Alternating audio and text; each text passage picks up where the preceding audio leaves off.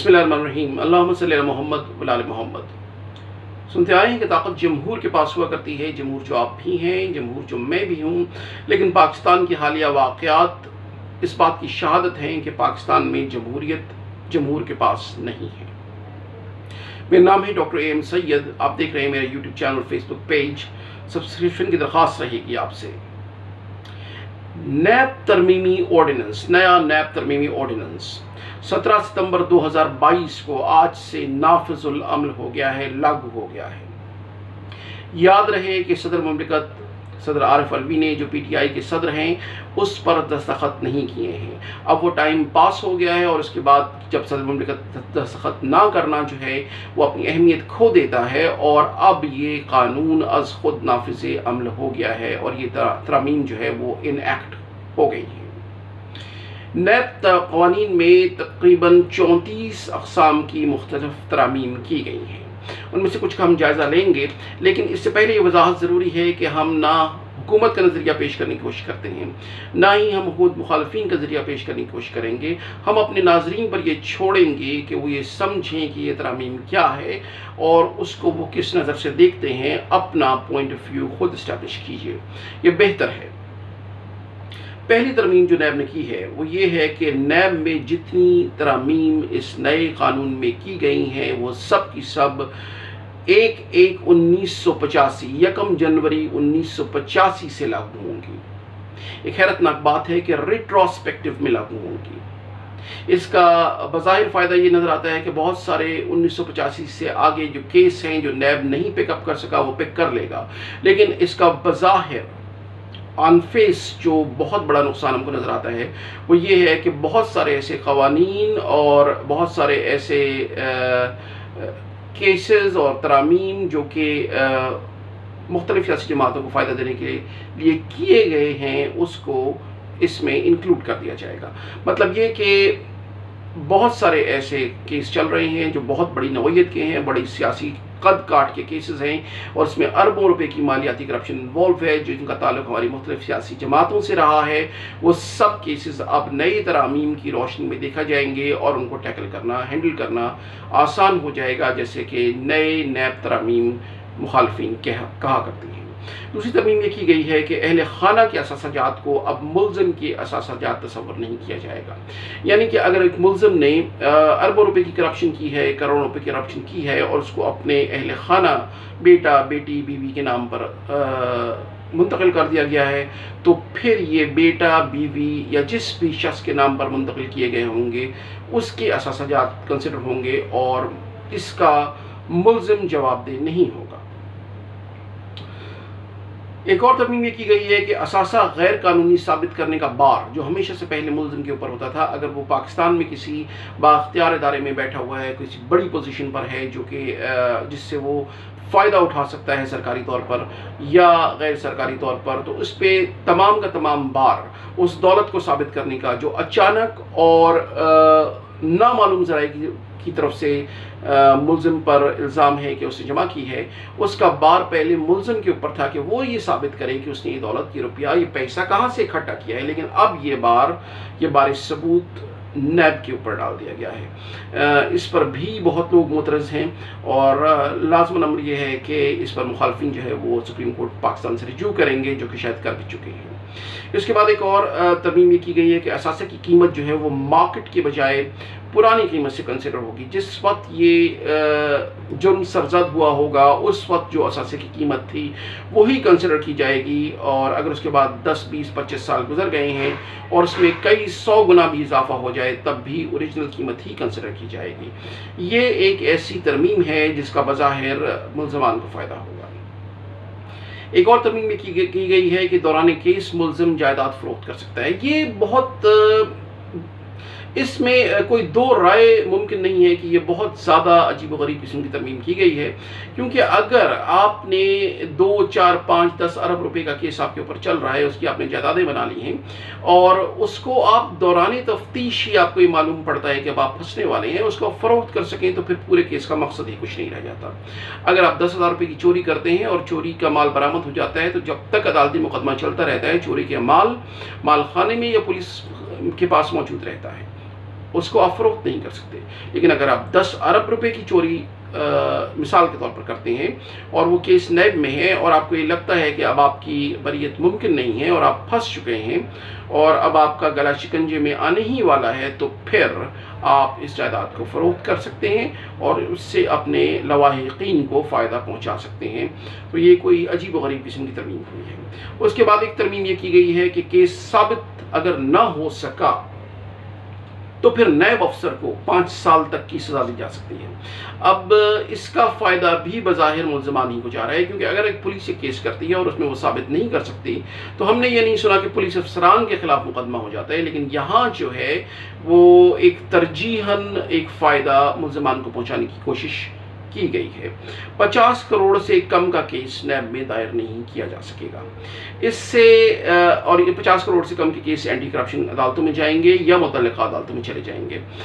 इसका एक फ़ायदा ये भी है कि नैब के ऊपर बोझ कम होगा, और इसका एक नुकसान ये भी है कि आप 49 करोड़ रुपए की करप्शन सरकारी ओहदे पर रहते हुए कर सकते हैं, लेकिन नैब उसको पकड़ने से माजूर रहेगा।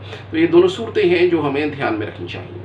100 से कम अफराद के साथ अगर आपने कोई फ्रॉड किया है तो फिर नैब उसको डील नहीं कर सकेगा, और लोअर कोर्ट्स या मुतल्लिका अदारे या FIA या एंटी टेररिस्ट कोर्ट वगैरह या एंटी करप्शन वगैरह इसको डील करेंगी। जो भी मुतल्लिका कोर्ट होगी उसको डील कर लेगी, लेकिन नैब के दायरे इख्तियार से ये बाहर होगा।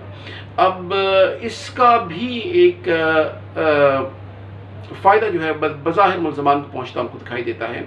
अगर आप ये जो मालियाती अमूर के माहिरीन हैं वो ये कहते हैं कि अगर आप इस किस्म के मंसूबों में करप्शन करते हैं जिसमें 100 से कम अफराद मुतासर हुए हैं, या आप कंस्ट्रक्शन की जो है वो कंपनियां कायम करते हैं, आप बड़े बड़े आबादियां बसाते हैं बहरिया टाउन जैसी, और जैसे बड़े बड़े आबादियों का आप ठेका उठाते हैं, लोगों से आप माल इकट्ठा करते हैं, अगर वो आप 99 की तादाद में फ़र्ज़ करें लोगों से पैसा इकट्ठा करते हैं और उसके बाद आप फरार हो जाते हैं, तो नैब इसको डील करने से माजूर रहेगा। इसके अलावा फिर हम देखते हैं कि तकरीबन 2400 अरब रुपए का जो है नुकसान वो कैलकुलेट किया गया है। जो नैब के दायरे इख्तियार से बाहर होने वाले केस हैं उसमें तकरीबन 2400 अरब रुपए का नुकसान है जो रियासत को पहुंच सकता है, क्योंकि अब नैब इस काबिल नहीं रहा है, उसके पर काट दिए गए हैं कि वो इन केसों की तहकीकात कर सके। सदर मुमलिकत के बजाय वफाक जो है अब मुतल्लिका हाई कोर्ट की चीफ जस्टिस से मशवरा करेगा और नैब अदालत के जज लगाया करेगा। इससे पहले ये इख्तियार सदर मुमलिकत के पास था, और इस पर भी काफ़ी बहस रही है कि आया ये दुरुस्त हुआ है या नहीं है, और PTI इस ख़ास तरमीम को भी डिस्कस करेगी। सुप्रीम कोर्ट में उन्होंने अपना केस नए नैब तरामीमी ऑर्डिनेंस के ख़िलाफ़ दायर किया है। जुर्म सरजर्द होने वाले इलाके में ही तफ्तीश होगी। अब बज़ाहिर तो ये लगता है कि ये इसका फ़ायदा मुल्ज़मान को पहुंचाने की कोशिश की जा रही है, क्योंकि जिस इलाके में जुर्म सरजर्द होता है और अगर वो सियासी शख्सियात हैं, बाअसर हैं और उस इलाके के जजेस से, उस इलाके की ब्यूरोक्रेसी से, इस्टेब्लिशमेंट से उनके अच्छे ताल्लुक़ात हैं, तो बज़ाहिर जो है वो ये लगता ये है कि वो इसके केस में अपने आप को फ़ायदा पहुंचा सकते हैं अगर वो उसी इलाके की कोर्ट्स के अंदर रहें।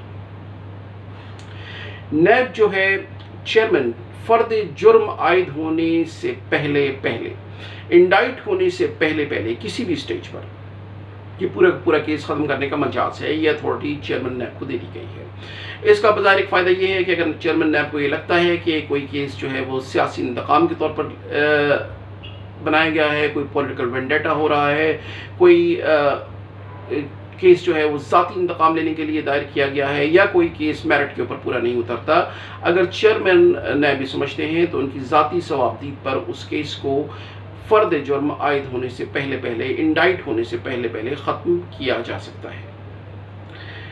इसके अलावा नैब जो है अब वफाकी एजेंसियों से मदद नहीं ले सकेगा। पहले FIA और दीगर वफाकी एजेंसियां जो थीं वो नैब की इमदाद की पाबंद थीं अगर चेयरमैन नैब उसको ऑर्डर करे, लेकिन अब बहरहाल ये लग्जरी नैब से ले ली गई है, और इसका आइंदा क्या असर सामने आएगा और किस किस्म के असरात सामने आएंगे, क्योंकि नैब को बज़ाहिर उसकी क़ुव्वत को महदूद कर दिया गया है, वो अभी हमें देखना बाकी है।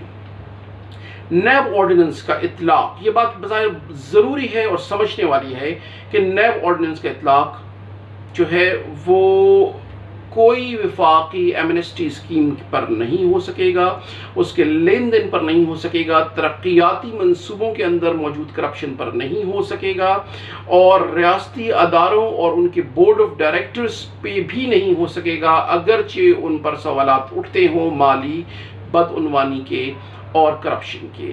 نیب اس سلسلے میں اب معذور رہے گا کہ وہ ایمنسٹی کی اسکیموں کو، ترقیاتی اسکیموں کو، ریاستی اداروں کو یا ان کے بورڈ آف ڈائریکٹرز کو، آسان الفاظ میں آپ یہ کہہ لیں کہ کسی بھی بڑے ریاستی اہلکار کو نیب اب انویسٹیگیٹ کرنے کے قابل نہیں رہا ہے۔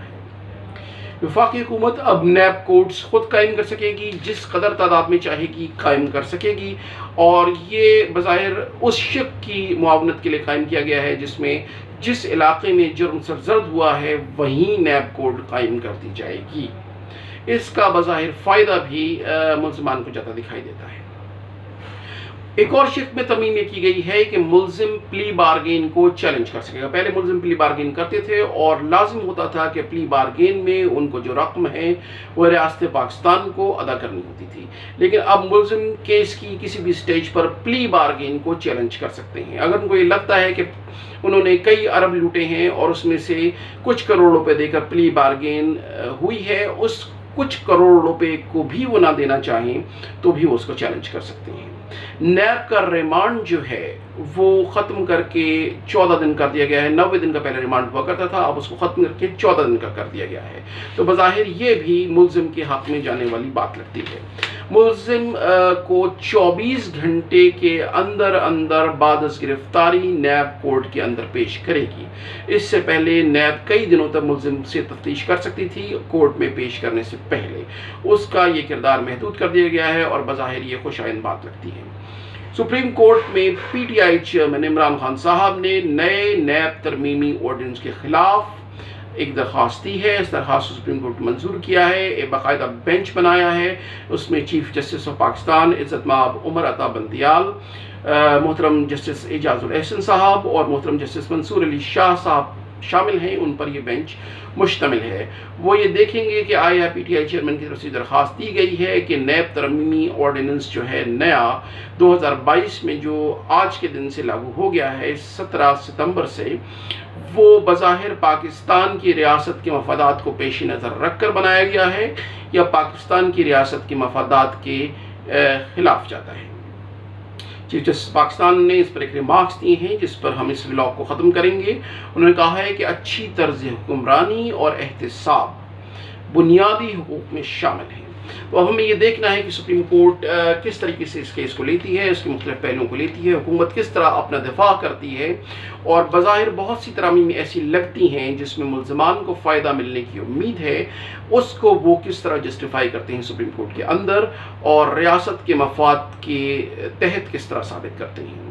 تب تک کے لیے اجازت دیجیے، اپنے کمنٹس میں ضرور بتائیے گا کہ آپ کا کیا خیال ہے، ہاں نہیں میں یہ بتائیے کہ کیا جو نئے بنیادی ترامیم کی گئی ہیں نیب کے آرڈیننس کے اندر وہ درست ہیں آپ کے خیال میں یا درست نہیں ہیں۔ پھر ملاقات ہوگی، اس وقت تک خیال رکھیے اپنا، میرا، آپ کا اور ہم سب کا ایک ہی مشترکہ سچ ہے، اس کا نام ہے پاکستان۔ پھر ملاقات ہوگی، فی امان اللہ۔